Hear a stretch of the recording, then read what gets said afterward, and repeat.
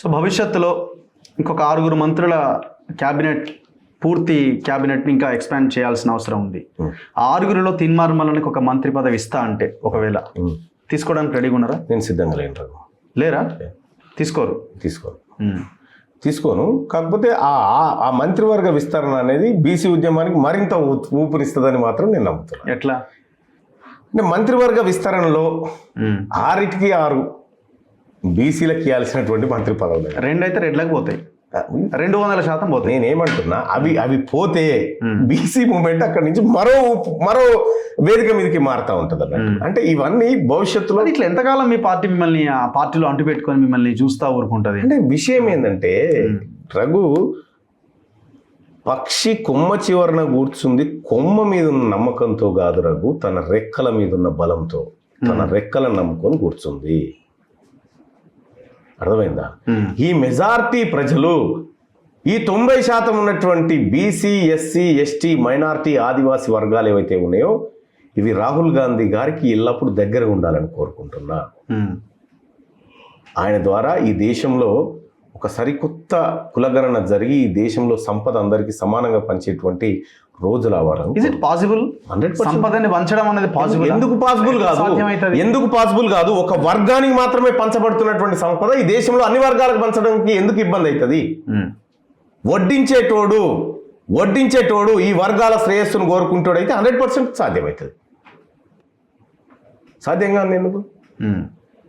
మీ లక్ష్యం, మీ టార్గెట్ 100% ఈ తెలంగాణ రాష్ట్రాన్ని బీసీల చేతిలోకి తీసుకురావాలి. దశాబ్దాలుగా అన్యాయానికి గురైనటువంటి బీసీలకు అధికారాన్ని ఇస్తే ఈ తెలంగాణ రాష్ట్రంలో ఉన్నటువంటి పొలిటికల్ అన్టచబుల్స్గా మిగిలిపోయినటువంటి బీసీలకు అధికారం వస్తే మెజారిటీ ప్రజల బతుకులు మారుతాయి. దీన్ని ఎట్లా విశదీకరిస్తారు మీరు? రేపొద్దున ఎలక్షన్స్ వస్తాయి, నోటిఫికేషన్ వస్తుంది, కాంగ్రెస్ పార్టీ అభ్యర్థులను ప్రకటిస్తుంది.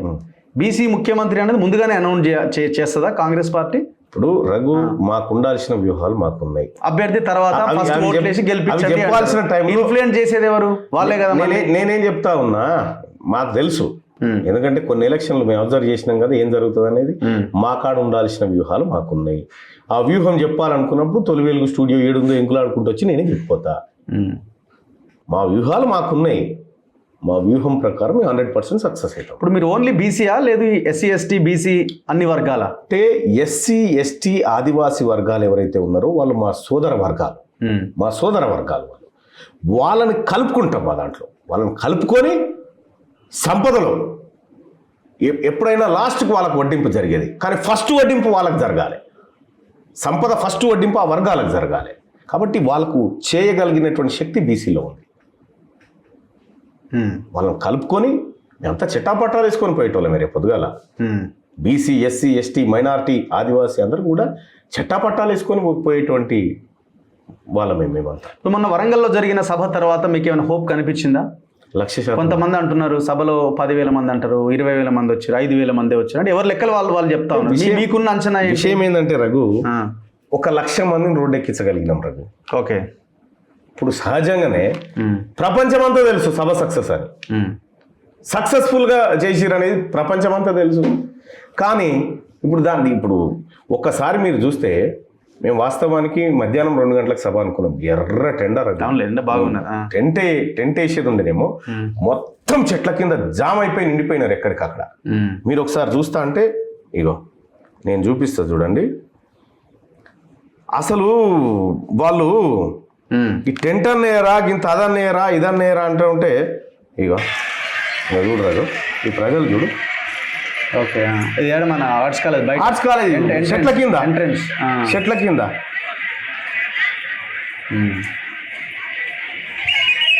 మొత్తం ఆర్ట్స్ కాలేజ్ నిండా మంది.